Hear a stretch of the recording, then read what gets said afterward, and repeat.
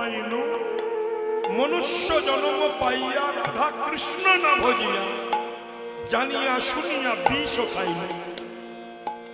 আমি জানি সিগারেটের বাক্সে লেখা থাকে ধূমপান স্বাস্থ্যের পক্ষে ক্ষতিকর, ক্যান্সারের কারণ। জেনেও খাই। কারা খায়? মূর্খেরা খায় না, শিক্ষিত মানুষ খায়। লেখা থাকে তাও খায়।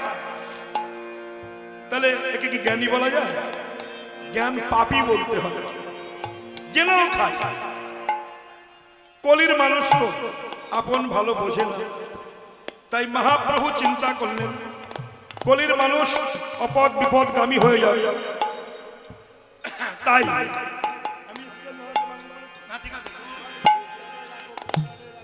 জয় গৌর হরি। বলে মহাপ্রভু এই কলিহত জীবকে উদ্ধার করবার জন্য বলে বিষ যখন খেয়েই ফেলেছ তার চিকিৎসা তো করতে হবে। জাগতিক জগতের ডাক্তারের দ্বারা হবে না, জাগতিক জগতের ট্যাবলেট দ্বারা হবে না, তাহলে কিসের দ্বারা হবে? মহাপ্রভু বললেন আমি তার জন্য আছি।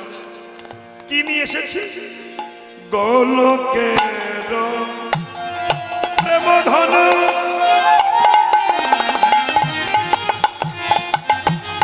হরে নাম সংকীর্তন গোলকের প্রেম ধন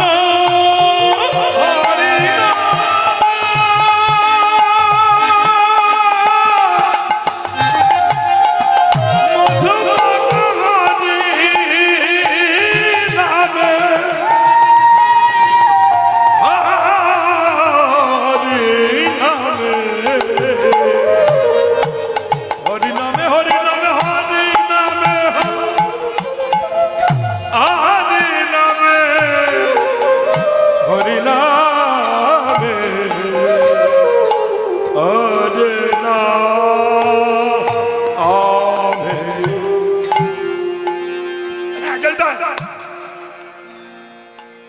আমি একটুখানি এগিয়ে যাচ্ছি। হাস্যরস পরে হবে, আগে করুণ রস হোক। মহাজন বলছেন শ্রীকৃষ্ণ যখন জন্মগ্রহণ করলেন নন্দালয়ে, খুব মন দিয়ে কথাগুলো শুনলেন,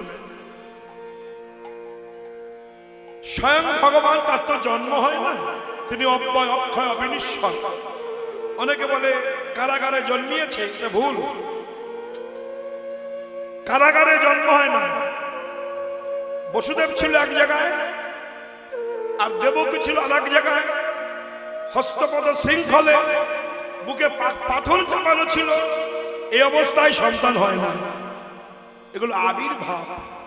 যেমন কিছু কিছু বস্তু আছে চোখে দেখলেও বিশ্বাস হয় না, আমি সত্য হয় না। চোখে দেখছেন কিন্তু সত্য নয়। যেমন আপনি বাঁকড়াহাটে বসে আমতলার দিকে তাকান, দেখবেন আকাশটা আমতলায় নেমে গিয়েছে। আবার আমতলায় চলে যান, দেখবেন শিলাকল নেমে গিয়েছে আকাশ। আকাশ কিন্তু নামেনি, কিন্তু মনে হচ্ছে নেমেছে। ঠিক তেমনি চোখে দেখছি নেমে গেছে, কিন্তু নামেনি। তেমনি শ্রীকৃষ্ণ জন্ম হয় না, তিনি অব্যয় অক্ষয় অবিনশ্বর। জন্মায়ও না, মরেও না, কিন্তু আবির্ভাব হয়। যেমন আসতে আজ সকাল 6টায় ধরুন সূর্য উদয় হয়েছে, সন্ধ্যা 6টায় অস্তচলগামী হয়ে গিয়েছে। এখন কি আমরা বলবো যে আজ সকাল 6টায় সূর্য উদয় হয়েছে মানে সূর্যের জন্ম হয়েছে? না, সূর্য ছিল, আছে, থাকবে, উদিত হয়, মুদিত হয়। তেমনি ভগবান ছিলেন, আছেন, থাকবেন। তিনি আবির্ভাব হন ভক্তের ডাকে, তার জন্ম মৃত্যু হয় না। এগুলো যারা নিগূঢ় তত্ত্ব বোঝে না, সে বিজাতীয় মূর্খগুলো কথাগুলো বলে। কোন ভদ্রলোক, কোন জ্ঞানী লোক, কোন পণ্ডিত লোক কথা বলবে না। কেন? অবিশ্বাসী মানুষ বিশ্বাস করতে পারে না। আস্তে আস্তে আস্তে আস্তে কথা না। এই জন্য জিজ্ঞাসা করেছিলেন নারদ কৃষ্ণের কাছে, দয়াময় তোমার কাছে একটা প্রশ্ন আমার জানতে ইচ্ছা হয়েছে, বলো। নারদ, তুমি তো প্রশ্ন নিয়েই ঘুরে বেড়াও, বলো কি হয়েছে? তখন নারদ বলেছিলেন যে আমার জানতে ইচ্ছা হচ্ছে যে তুমি ভগবান, বিশ্বশ্রেষ্ঠের স্রষ্টা। হ্যাঁ, তুমি চোরের পক্ষেও থাকো, আবার সাধুর পক্ষেও থাকো, সবার পক্ষে থাকো, কিন্তু তুমি পাণ্ডব পক্ষে থাকলে কুরু পক্ষে থাকলে না কেন? এটাই আমার প্রশ্ন। কুরুক্ষেত্রের যুদ্ধে তুমি পাণ্ডবদের সঙ্গে থাকলে, কিন্তু কুরু পক্ষে থাকলে না কেন? তখন কৃষ্ণ বলেছিল, নারদ, আমাকে যে চাই আমি তাকে চাই, আমাকে যে না চাই আমি তাকে না চাই। রাধে রাধে। আমি তাকে নাচিয়ে দিই, অথচ আমাকে চাই না, তো চাই না তার প্রমাণ, প্রমাণটা করে যে চাই না তার প্রমাণ। বলে ওরা বিশ্বাসই করে না, আমাকে চাই না। বলে প্রমাণ, বলে প্রমাণ আমি তোমায় দিচ্ছি। আস্তে আস্তে আস্তে আস্তে আস্তে আস্তে, এই ভিআইপি শ্রোতা কথা বলবে না, তোমরা স্পেশাল ভিআইপি বসেছো, এটা বুঝতে হবে। ব্যবহারটাও ভিআইপি মতো থাকা দরকার। কে? হ্যাঁ, সবাই মাটিতে, তোমরা চেয়ারে বসছো, সেখানে পকর পকর ফকর ফকর করলে হবে না, শুনতে হবে। তাহলে বিষয়টি কেমন? মহাজনগতস্য পন্থা। ভগবান বললেন, নারদ, পৃথিবীর প্রত্যেকটি মানুষের বিশ্বাস তো নাই, দ্বিতীয় কথা পয়সা যার বেশি আছে তার শিয়াল কুকুরে বিশ্বাস আছে, ভগবানে বিশ্বাস হয় না। প্রমাণ?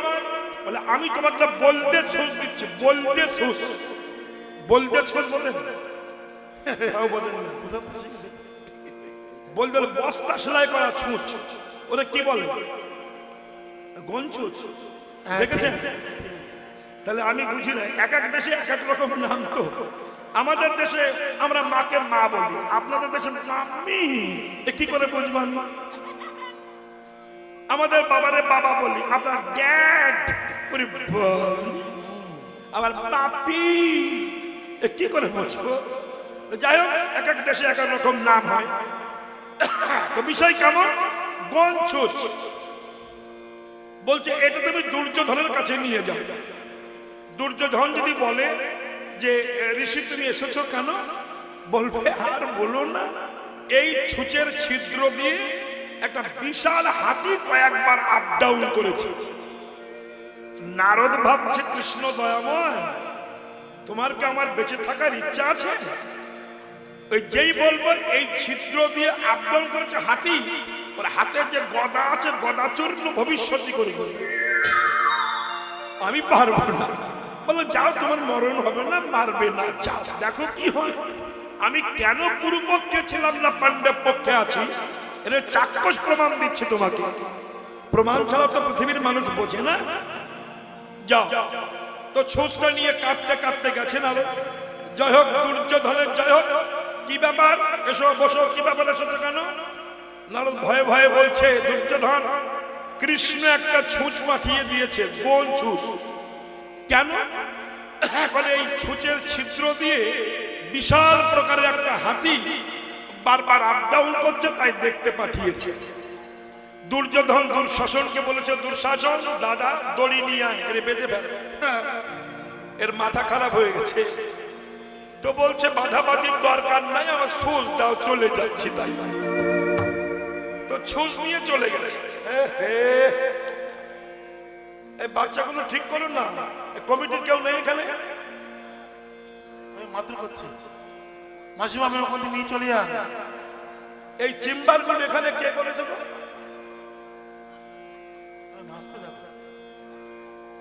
জানি তা। তাহলে বিষয়টি কেমন? আস্তে আস্তে, তাহলে বিষয়টি কেমন? যেই বলল যে ভয়তে ভয়তে পালিয়ে এসেছে কৃষ্ণের কাছে, কৃষ্ণ বলছে, নারদ কি হলো? বলে, নারদ মানে আমাকে বাঁধতে গিয়েছিল, আমার 14 গোষ্ঠীর ভাগ্য ভালো যে বাঁধিনি। তা বেশ, বাঁধতে গেল কেন? তুমি বলেছ ছুঁচের ছিদ্র দিয়ে হাতিয়ে আপডাউন করেছে, বিশ্বাস করে তাই বাঁধতে গিয়েছে, তো এইবার তুমি যুধিষ্ঠিরের কাছে যাও। যুধিষ্ঠিরের কাছে যাও, আবার যাবো? হ্যাঁ যাও, আর তোমাকে মারবে না। এবার যাও, ধর্মে কর্মে মনস্থির, তার নাম হলো যুধিষ্ঠির। যাও। আবার নারদ গেছে, জয় হোক যুধিষ্ঠিরের জয় হোক, আসুন বসুন, আসন গ্রহণ করুন, সুস্বাগতম, বসুন। বলুন কেন এসেছেন? বলছে যুধিষ্ঠির, এই ছুঁচটা কৃষ্ণ পাঠিয়ে দিয়েছে।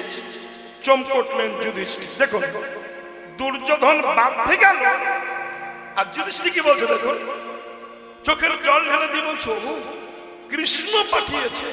তাহলে কৃষ্ণ এই হতভাগার কথা মনে রেখেছে।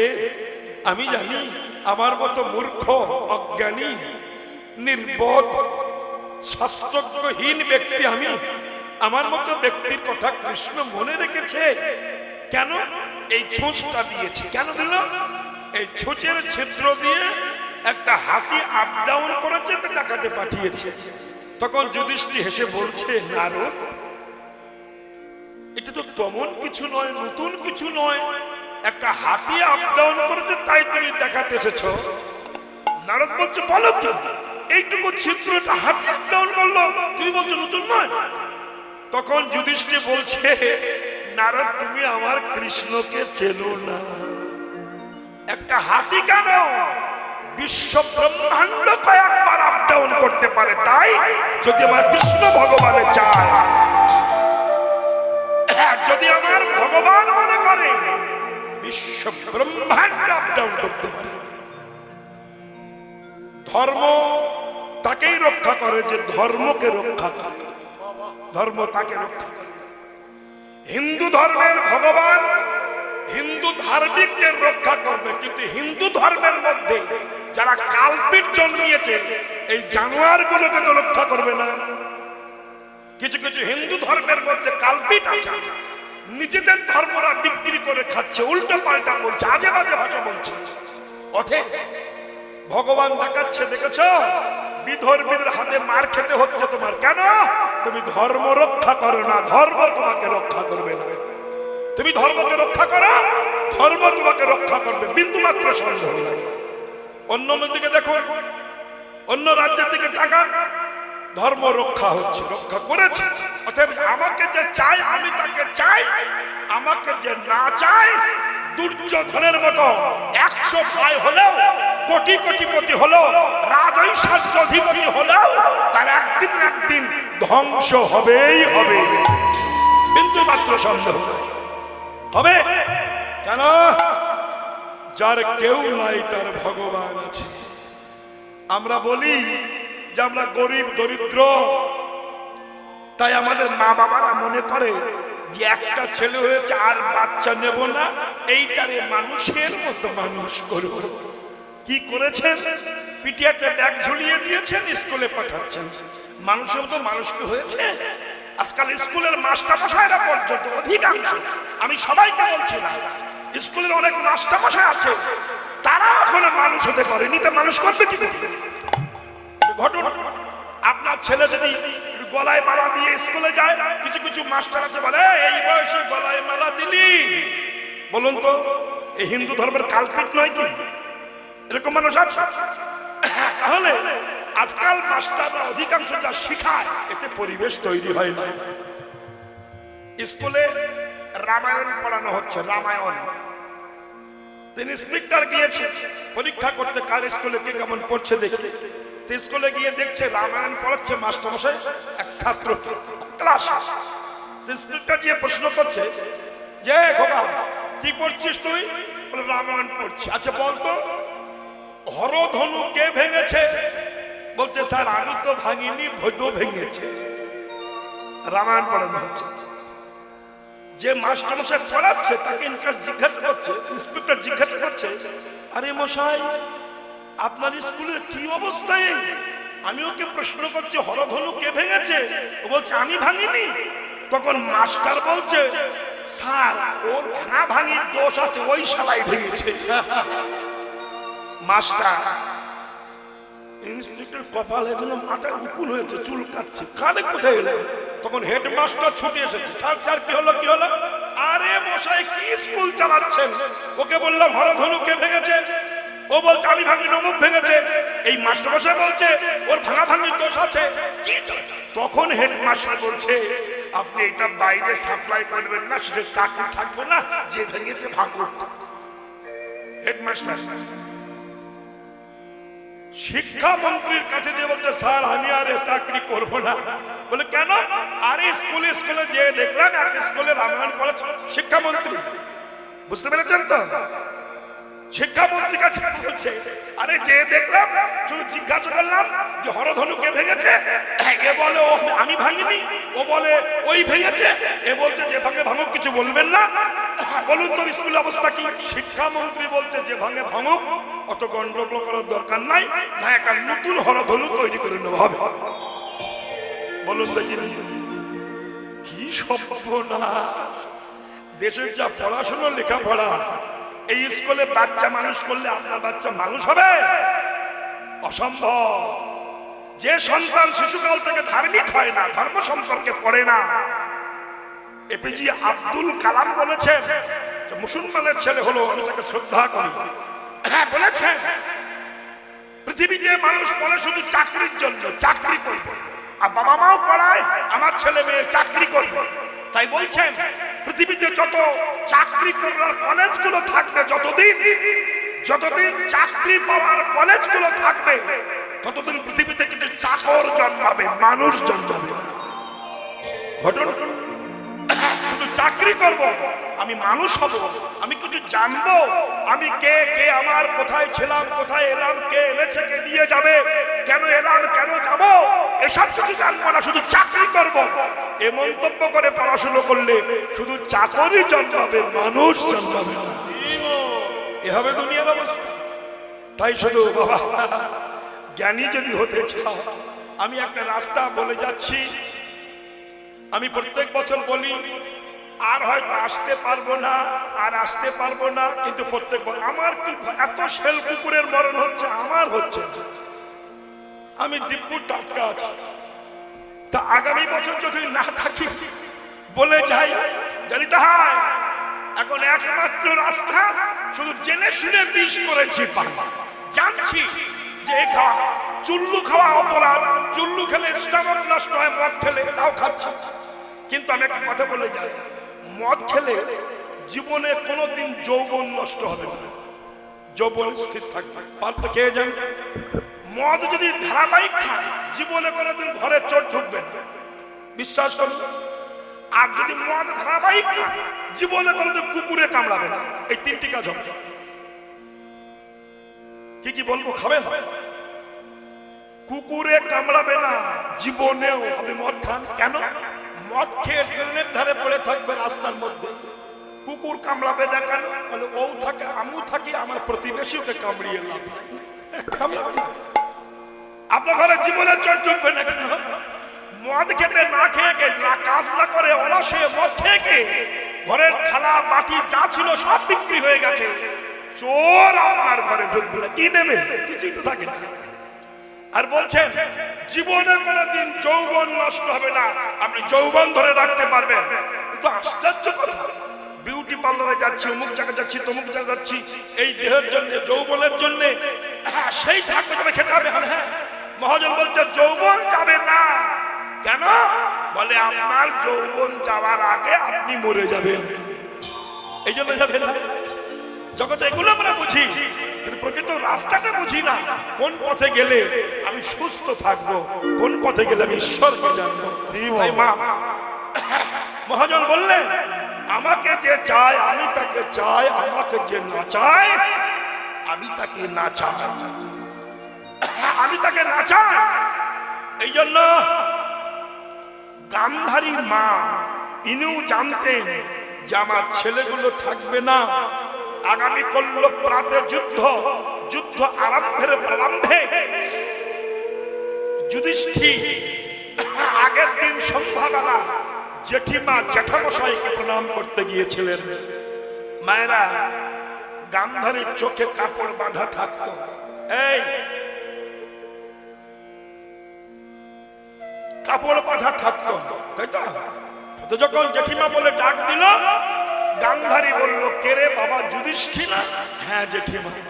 তখন গান্ধারী বলেছিল, বাবা আমরা তোদের শত্রু, আগামী করল প্রাতে যুদ্ধ আরম্ভ, যুদ্ধ আরম্ভের প্রারম্ভে শত্রু শিবিরে তো তার আশা ঠিক হয়নি শোনা।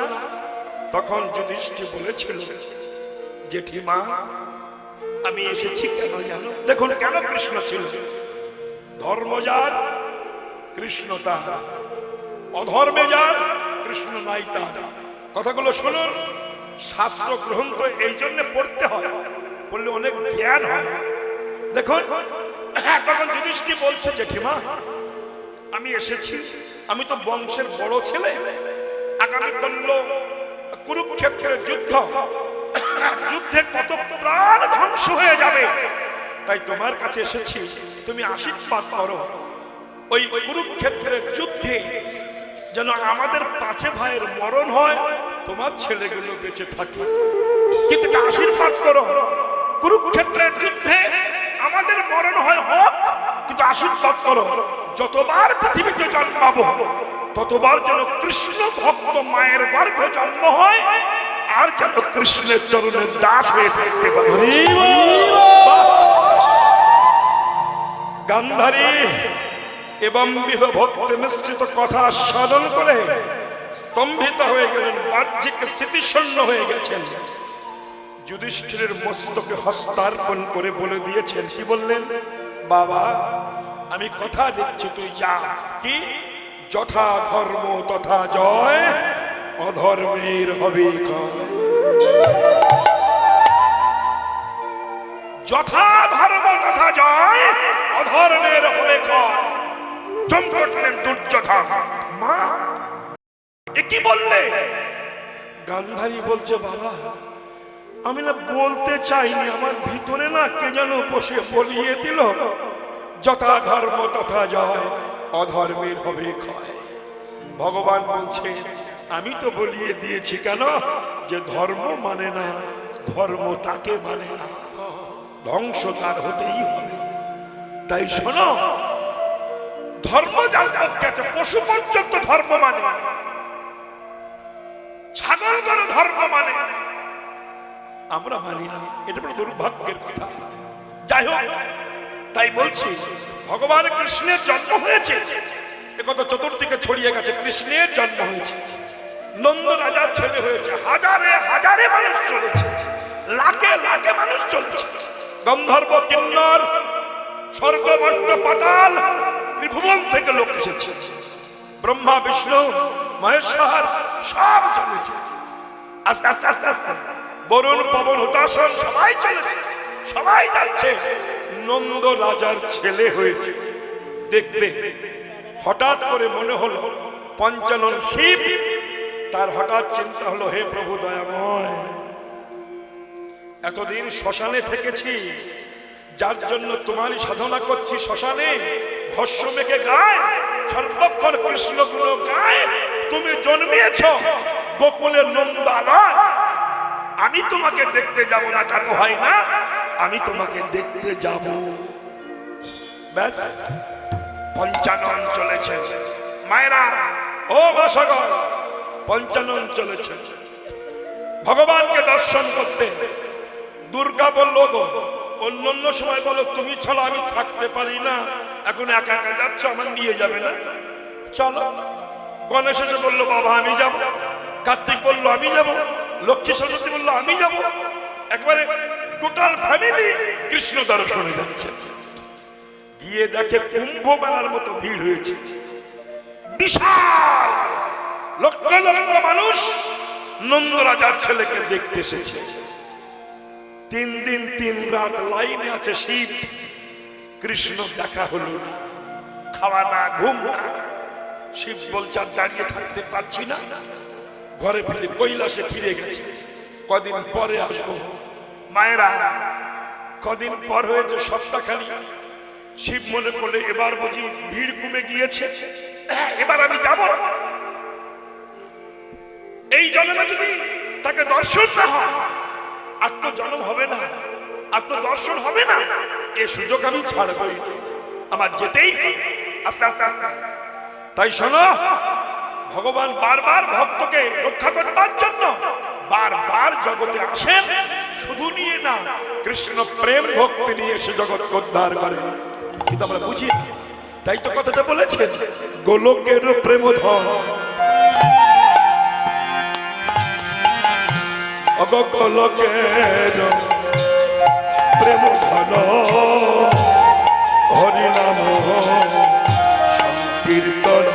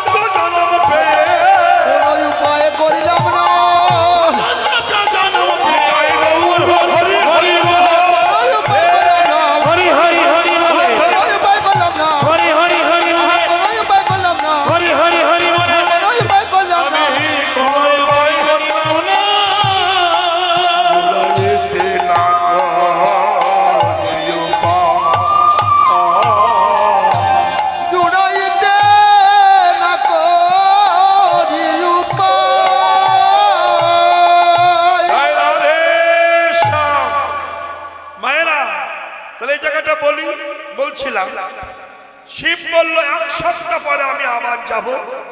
আবার গেছে, কিছু ভিড় কমেছে, কিন্তু গেলেই যে দেখা হবে তার তো মানে না। যখন যাচ্ছেন দুর্গা ডেকেছে, শোনা দেখেছ কি ব্যাপার, তোমার গায়ে যা ড্রেস, এই পোশাকে গেলে রাজার ছেলের সঙ্গে দেখা হবে। এক কাজ করো, তোমার পোশাকগুলো খোলো, খুলে একটু ভিআইপি পোশাক করো সুন্দর, যাতে রাজার ঘরে গেলে মা যশোদার দরজা খুলে দেয়। তো গলায় সাপ, মাথায় সাপ, কোমরে সাপ, সর্বঙ্গে সাপ, এই সাপ দেখলে মা যশোদা ঢুকতে দেবে না। শিব বলল তাটা কথা খারাপ না, আমরা তো শিবের মতো বর চাই অনেকে, শিব চতুর্দশী আসতে সামনে। হে শিব, তুমি আমার বর হইবে, তোমার মতো নাদস নাদস ভুড়ি হবে। সে হলো, আচ্ছা ও যদি বর হয় পাশে শুতে পারবে? গলায় সাপ, যে হাত বাড়াতে যাবে থাকতে দেবে? অসম্ভব, খুব বিপদ, থাকতে দেবে না। তা গলায় সাপ আছে, আর এই সাপটাকে যখন শিব চিন্তা করলেন আমি সাপটা খুলে ফেলবো, ফেলে আমি আমার মতো যাব, তো গলায় সাপ আছে, সাপটা নামাতে যাচ্ছে। যখন নামাতে যাচ্ছে, ভালো করে খেয়াল করবেন, বনের পশু, তার মধ্যে কেমন প্রেম, সঙ্গে সঙ্গে সাপটা আরো কায়দা করে ধরেছে। পঞ্চানন, এতদিন তোমার গলায় থেকে পঞ্চমুখে কৃষ্ণর নাম শুনেছি, যে কারণে শুনেছিলাম, কেন শুনেছি আশ্রয় করিয়া ভজে তারে কৃষ্ণ নাহি তাজে, আর সব মরে অকারণ। আমি তোমায় আশ্রয় ছিলাম, তোমার মূল পঞ্চমুখের নাম শুনেছি, বৈষ্ণবের সঙ্গ করেছি, আমি জানি বৈষ্ণবের সঙ্গ করলে বিষ্ণু দর্শন হয়।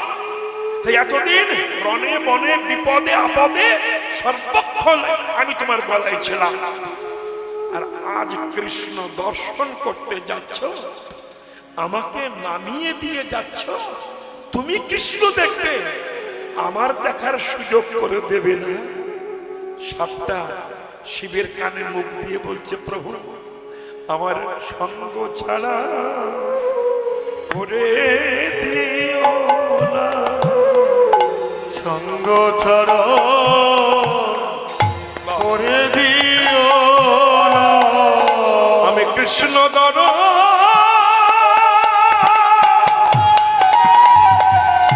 দর্শনে শনে যাব, সঙ্গ ছাড়া করে দিও না, কৃষ্ণ দর্শনে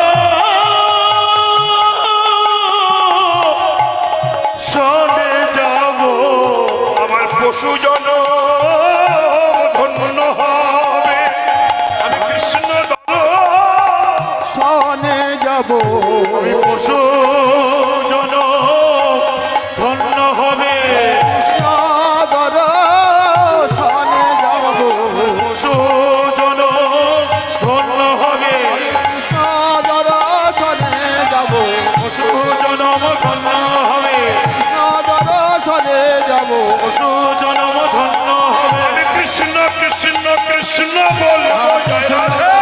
দর্শনে যাব, কৃষ্ণ কৃষ্ণ কৃষ্ণ বলবো, কৃষ্ণ দর্শনে যাব, সঙ্গ ছাড়া করো না গো।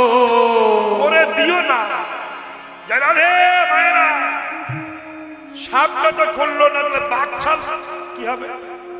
বাঘছাল, এই বাঘছালটা কার কেউ জানেন? সেই যে প্রহ্লাদের বাবাকে মেরেছিল কিরূপ ধরে, বলুন কিরূপ? রাধে রাধে, সিংহ, নৃসিংহ। যখন ওই রূপটা ত্যাগ করে চলে গেলেন প্রভু, ওই ছালটা মহাদেব গুছিয়ে রেখেছিল, গ্রহণ করে রাখতেন। তো সেই ছালটাকে খুলে দিতে যাচ্ছে, সেই ছালটা বলছে, প্রভু বড় আশা করে তোমার সঙ্গে ছিলাম, এই সময় নামিয়ে দেবে? দুর্গা বলছে, বাঘ ছাল পরে যেও না, দুর্ঘটনা ঘটে যাবে। কেন? তার বেল্ট নেই, বুতাম নেই, সেন নেই, কখন ফকাত করে খুলে যাবে, সেন্টিমেন্টের ব্যাপার দেখা হয়েছিল। তো তাই দুর্গার তো মনে আছে, শিবের যখন প্রথম স্ত্রী মারা গেল, কি বলতো, যে 51 খণ্ড হয়েছিল, নাম কি ছিল? সতী। তা সতী 51 পীঠ হলো, সুদর্শন চক্র 51খানা খণ্ড হয়ে গিয়েছিল, নাকি ভুল বলছিলে তো? তো যখন খণ্ড হয়ে গেল, তা এই বয়সে স্ত্রী বিয়োগ হলে তার অবস্থা কি হয়? আর যদি মনের মতো স্ত্রী হয়, স্বামীর মতো স্বামী যদি হয়, স্ত্রীর মতো স্ত্রী যদি হয়, সে চলে গেলে তার যে কি হয় সে বোঝে, অন্যে বোঝে না। তাই শিব খুব রাগান্বিত অন্তরে মুখটা বেশ ভার করে অবনত মস্তকে বসেছেন শিব। ওনার দুটি ছেলে ছিল, রেডিমেড ছেলে, নন্দী আর ভৃঙ্গি। আপাতত ভালো মুখস্থ, আমি তো তা জানতাম না। দেখো, নন্দী আর ভৃঙ্গি, নন্দী ভৃঙ্গি যে বলছে বাবা, পা টিপচার বলছে, বাবা কিরে বাবা, আমাদের তো মা নাই। তা যাদের মা নাই তাদের নাই পর্যন্ত নাই, তা যাদের মা নাই তাদের কি জগতে মানাই? যাদের মা নাই তাদের কি জগতে মানায়? তা আমাদের মা এনে দাও। সে বললো, এক খালা চলে মানে 32 খাল দাঁত, অসভ্য ছেলে কোথাকার। যে সতী পতি নিন্দা শুনে দেহত্যাগ করে, অমন সতী মরে গেলে কোনো পাষণ্ড বিয়ে করে? ওই সময় নারদের সুশুড়ি দিয়েছে। এই নারদ লোকটা যে কি লোক জানেন না? ও তখন এসে বলছে, মামা ওরা যখন মায়ের ইচ্ছা করছে, তোদের মা থেকে বঞ্চিত করবে কেন? যদি বিয়ে সম্পূর্ণ না করো, সামান্য করো। আচ্ছা বলুন দেখিনি, বিয়ের সামান্য করে কোন জায়গায় হয় নাকি? এখন বারবার নারদ যখন বলছে, তখন শিবের একটু একটু ইচ্ছে আমারও ইচ্ছে করে, এরকম একটা ভাব হয়েছে। তা বেশ, তা তোর যখন ইচ্ছা করে সে, তাহলে মামা সাজো। ব্যাস, শ্মশানের ছায় মেখে নিয়েছে গায়ে, কানে ধূত্রর ফুল, আর গলায় হাড়ের মালা ঢং ঢং করে বাজে। একটা সাপের মালা আছে, মাথায় একটা সাপের টোপো, আর বাক্সাল যদি খুলে যায় ও তো বেল্ট না। আজকালকার ছেলেরা যেমন বেল্ট পরে, টানলেও ছিঁড়ে যাবে, তা খুলবে না। একটা বেল্ট বেশ লম্বা সাপ দিয়ে পাক দিয়ে বেল্টারে গিট দিয়ে রেখে দিয়েছে যাতে না খুলে যায়। নারদ মনে মনে ভাবছে, বাবা ওই বেল্টে তোমার সর্বনাশ করবে আজকে। মানে নারদ বলছে, ঈশান মূলের শিকড়, নাম শুনেছেন? ঈশান মূলের শিকড় যদি সাপের নাকে ধরা যায়, সাপের গোষ্ঠী পর্যন্ত 5 কিলোমিটার থাকে না, দূরে চলে যায়। তা নারদ মনে মনে ভাবছে, ও শাশুড়ি তো জামাইকে বরণ করবে, আগের দিনের নিয়ম ছিল। এই বৌমা, জামাই বাড়ি আসলে শাশুড়ি এই হাতের মধ্যে দুটো ঘাস আর ওই ধান নিয়ে জামাইকে বরণ করত। হাত কি সুন্দর কাঁপলি, নার্ভের তো করে এরকম। তা নারদ মনে করছে, দিদাকে বলবো, দিদা তোমার ওই কুলোর মধ্যে 2-4টি ঈশান মূলের শিকড় নিয়ে নাও। তো যখন ঈশান মূলের শিকড় নিয়ে দিদা যাবে জামার ধারে, ওই গন্ধ সাপে পাবে, ওই সাপ খুলে যাবে, বাপছাল পড়ে যাবে, একটা ঘটনা ঘটে যাবে। কিরকম তাই চিন্তা করুন, তো জানে না ঘটনা ঘটবে। এইবার তো সুন্দর করে সে যে নারদ যাচ্ছে, সে শিব যাচ্ছে ষাঁড়ের পিঠে উঠে, কি ইউনিক কর রে ভাই। যখন যাচ্ছে দূরে দূরে, আগে চলে গেছে নারদ, নিয়ে দিদাকে বললো, দিদা তোমার জামার দেশে নিয়ম আছে, তুমি বরণ করবে, নইলে মেয়ের কপালে কষ্ট আছে। কি করতে হবে? তুমি কুলোর ভিতরে 2-4টে ঈশান মূলের শিকড় ঢুকিয়ে নিও। ও তো বৃদ্ধা মা, কিছু বোঝে না, তো ও 2-4টে নিতে বলেছে, গোটা 50 নিয়েছে। নিয়ে যখন যাচ্ছে, শিব তো বিশাল চেহারা দাঁড়িয়ে আছে, আর শাশুড়ি যত কাছে আসে তত দক্ষিণে বাতাস মাথায় লাগে, আর মাথার সাপ হড়হড় করে নেমে ফড়ফড় করে চলে যায়। আরো যত কাছে আসে, গলার সাপ হড়হড় করে নেমে ফড়ফড় করে চলে যায়। আরো যত কাছে আসছে, সেই বেল্ট পাকা। দুর্গা মনে করলো দুর্গতি একটা ঘট গাছ, খারাপ না। এত লোকের মাঝখানে আমার নিউ স্বামী যদি ড্যাশ হয়ে যায়, একটা সেন্টিমেন্টের ব্যাপার না? তা কি করব? কিছু করার নাই। এত লোকের সামনে বলতে পারছি না, বসে পড়ো, বসো, তা পাচ্ছে না। কিন্তু খুব বুদ্ধিমতী মা তো, তাই কেড়ে আঙুল ধরে, উড়না দিয়ে ঢাকা ছিল তো, তা কেড়ে আঙুল ধরে শিবের একটা আঙুলে চাপ দিয়ে, দুর্গা মনে করলো চাপ দিয়ে নিচের দিকে বলবো, টানতে বসো বসো। যদি বসে পড়ে, তাও খুলে গেলে সম্পূর্ণ ঘটনা ঘটবে না। একটা দুর্গা একটা চাপ দিয়ে নিচের দিকে টান, বসো, মরণ। এখন শিব তো হট সেন্টিমেন্টাল, যে মেয়ে ছেলে আমার টিপলো কেন? ও এক টিপ দিয়েছে দুর্গা, আর ইনি 3 খেলা টিপ দিয়ে দাঁড়িয়ে। ওভার ফলো, বুঝলেন? আর ওই সময় নারদ বলল, বুড়ি ছুঁয়ে দে। আর যেই ছুঁয়ে দিল, দাদা রে, সাপ হড়হড় করে চলে গেল, বাঘ ছাল। তারপর আমি আর বলতে পারবো না, ঘটনা ঘটে গেল। দুর্গা রেগে আগুন হয়ে গেছে, ঘরে যেয়ে শুয়েছে।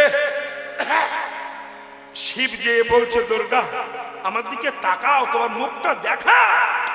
বলছে, পাগল কোথাকার, হাঁটো হাঁটো এখান থেকে। শালা পাগল, কেন পাগল বলছো? কি করলে? কি করলে? আমি যে তোমায় বললাম বসে পড়ো, বসনি কেন? বলে, আমি তো বুঝি। তা আমি যে তোমাকে টিপে বললাম, টিপ দিলাম নিচের দিকে, আর তুমি আমাকে উল্টে টিপলে কেন? শিব তখন বলছে, দেখো আমি মনে করলাম বিয়ে করতে আসলে এরকম টিপাটিপি করতে হয়, আমি বুঝি। দুর্গা বলল, এই পাগলের আমি করতে পারবো না। সত্যি তো, শিব বলছে যদি সংসার করতে হয় তো টিপাটিপি করো। তার মানেটা কি? তুমি যা বোঝো আমি তা বলছি না। বলতে জপের মালার মধ্যে হাত দিয়ে সারাটা দিন কৃষ্ণ কৃষ্ণ বলে টেপো, নিতাই গৌর হরি বল বলে কৃষ্ণ মালা ধরো। ভালো। এই দুর্গার কথা শুনে শিব চললেন নন্দালয়ে। কৃষ্ণ কৃষ্ণ কৃষ্ণ কৃষ্ণ কৃষ্ণ কৃষ্ণ কৃষ্ণ কৃষ্ণ কৃষ্ণ কৃষ্ণ কৃষ্ণ কৃষ্ণ কৃষ্ণ কৃষ্ণ হে কৃষ্ণ কৃষ্ণ কৃষ্ণ কৃষ্ণ কৃষ্ণ কৃষ্ণ কৃষ্ণ হে কৃষ্ণ কৃষ্ণ কৃষ্ণ কৃষ্ণ কৃষ্ণ কৃষ্ণ কৃষ্ণ হে কৃষ্ণ কৃষ্ণ কৃষ্ণ কৃষ্ণ কৃষ্ণ কৃষ্ণ কৃষ্ণ হে কৃষ্ণ কৃষ্ণ কৃষ্ণ কৃষ্ণ কৃষ্ণ কৃষ্ণ কৃষ্ণ হে কৃষ্ণ কৃষ্ণ কৃষ্ণ কৃষ্ণ কৃষ্ণ কৃষ্ণ কৃষ্ণ হে কৃষ্ণ কৃষ্ণ কৃষ্ণ কৃষ্ণ কৃষ্ণ কৃষ্ণ কৃষ্ণ হরে হে কৃষ্ণ হরে কৃষ্ণ কৃষ্ণ কৃষ্ণ হরে হরে হরে রাম রাম রাম হরে হরে। হরে কৃষ্ণ কৃষ্ণ কৃষ্ণ হরে হরে হরে রাম রাম রাম হরে হরে হরে কৃষ্ণ কৃষ্ণ কৃষ্ণ হরে হরে রাম রাম রাম হরে হরে হরে কৃষ্ণ কৃষ্ণ কৃষ্ণ কৃষ্ণ হরে হরে হরে রাম হরে